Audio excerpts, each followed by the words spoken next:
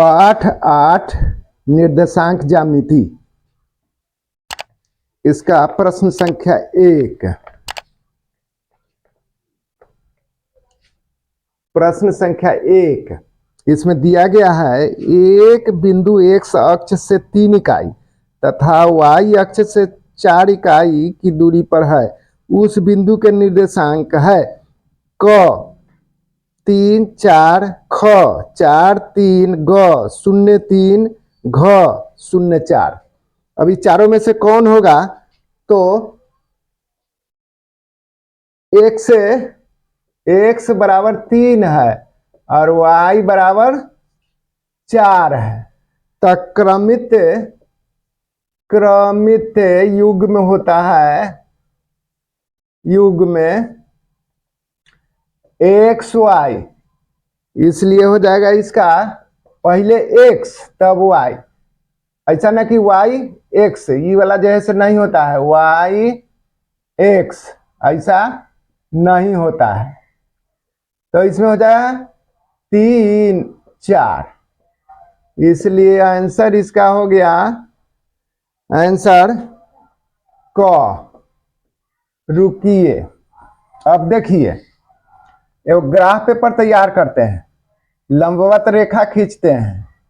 तो यहाँ मूल बिंदु ये 0 हुआ, 0, ये x अक्ष हुआ और ये वाला जैसे पूरक x हुआ, x अक्ष है पूरक x, आई y अक्ष हुआ, आई वाला जो हुआ से पूरक y हुआ।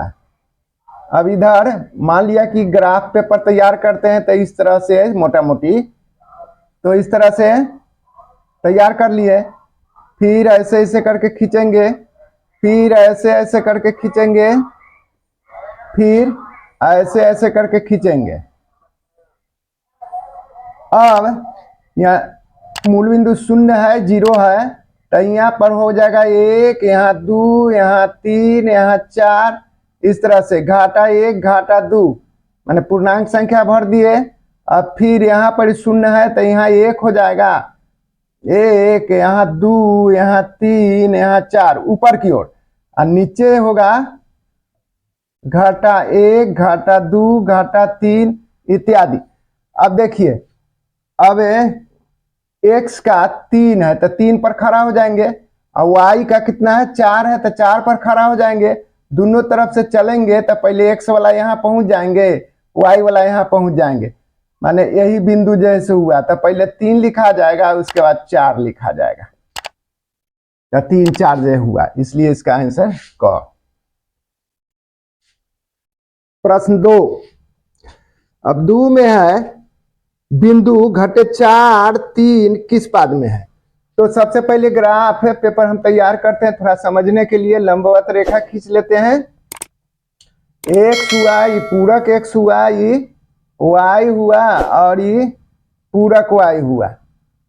चलिए, यहाँ पर ये मूल बिंदु 0 है, ये वाला जैसे एगो खंडीय हुआ, एगो खंडीय हुआ, एगो खंडीय माने चतुर्थांश, पहला दूसरा चतुर्थांश, तीसरा चतुर्थांश, चौथा चतुर्थांश।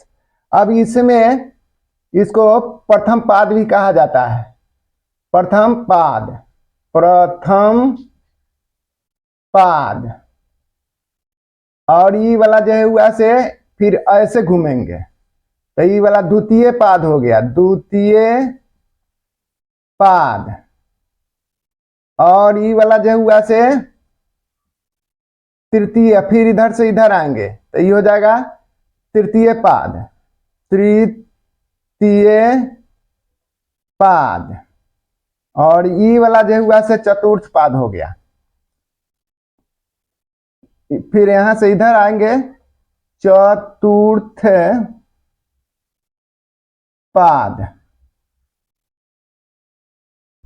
पहला चरण, दूसरा चरण, तीसरा चरण, चौथा चरण। इसको ऐसे भी रोमन संख्या में दिखाया जाता है, 1 2, आई वाला जैसे 3 हुआ, आई वाला 4 हुआ। अब देखिए, इधर जैसे 1 2 3 4 5 इत्यादि 1 2 धनात्मक पूर्णांक हो गया, एक दो तीन चार पाँच, इधर ऋणात्मक पूर्णांक, घाटा एक घाटा दो घाटा तीन, ई वाला जैसे ऊपर की ओर है तो धनात्मक एक दो तीन चार, एक दो तीन, दो तीन चार, ये हो गया। और नीचे ऋणात्मक एक दो तीन चार, घाटा एक घाटा दो घाटा तीन और घाटा चार। अब देखिए ई प्रथम पाद जो है से ई जोड़ वाला से ई भी जोड़ वाला, ई भी धनात्मक है, ई भी धनात्मक, धनात्मक धनात्मक से घिरा हुआ है तो ये जोड़ जोड़ हो जाएगा। पहले x का जोड़ लिखाता है, उसके बाद y का जोड़ लिखाता है। अच्छा, अब इसमें देख रहे हैं कि पहले x के लिखना है तो x वाला जो है से इधर ऋणात्मक पूर्णांक है तो ये घाटा हो गया। अब तब जैसे ई वाला से घिरा हुआ है तब नाफा हुआ, माने घाटा आई नाफा, ई घटाओ जोड़, तो इसमें जैसे ये हो गया, इसमें ये हो गया। अब इसमें देखते हैं कि इसमें भी घाटा है तो पहले x वाला लिखेंगे तब y वाला लिखेंगे, तो ये घाटा है तो घाटा लिख देंगे, ये भी घाटा है तो घाटा घाटा से घिरा हुआ ये क्षेत्र है। अब ई वाला जो है से पहले हम x का लिखेंगे तो इसमें ये तो नफा वाला है, तब तो नाफा पहले लिखेंगे और उसके बाद ई वाला जो है से घाटा लिखेंगे, माने पहले जोड़ उसके बाद ई घटाओ। अब ये क्षेत्र तो हमको मालूम हो गया। अब देखिए, अब बिंदु घटे चार तीन किस पाद में है, अब इसमें देखना है घटे चार और तीन, तो ये घटे चार में तो घटाव लगा हुआ है लेकिन इसमें तीन में नहीं लगा हुआ है, इसका मतलब कि जोड़ तीन है, तो ये घाटा एक्स वाला आई वाई वाला, तो ये वाला कौन में लग रहा है, तो हमको लग रहा है कि निश्चित रूप से द्वितीय पाद है, इसलिए इसका आंसर हो जाएगा द्वितीय पाद, द्वितीय पाद, ये हो जाएगा। ये हो गया दो।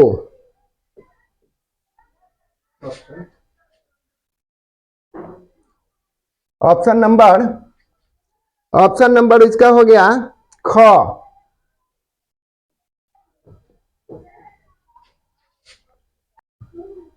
अब हिसाब नंबर 3 देखिए, बिंदु पी एक्स वाई की मूल बिंदु से दूरी है, क में है x घटे वाई इकाई, ख में है x जोड़ वाई इकाई, और ग में है रूट अंडर एक्स स्क्वायर जोड़ वाई स्क्वायर इकाई, और घ में है x square minus y square, ये भी रूट अंडर इकाई है। अब देखिए कि यहाँ पर इसका मूल बिंदु से दूरी, तो हम लोग जानते हैं कि मूल बिंदु से दूरी जो है से होता है क्या, तो दूरी बराबर नियामक ज्यामिति में root under x square plus y square होता है, तो x square plus y square इकाई हो गया, इकाई, इसलिए आंसर इसका हो जाएगा ग।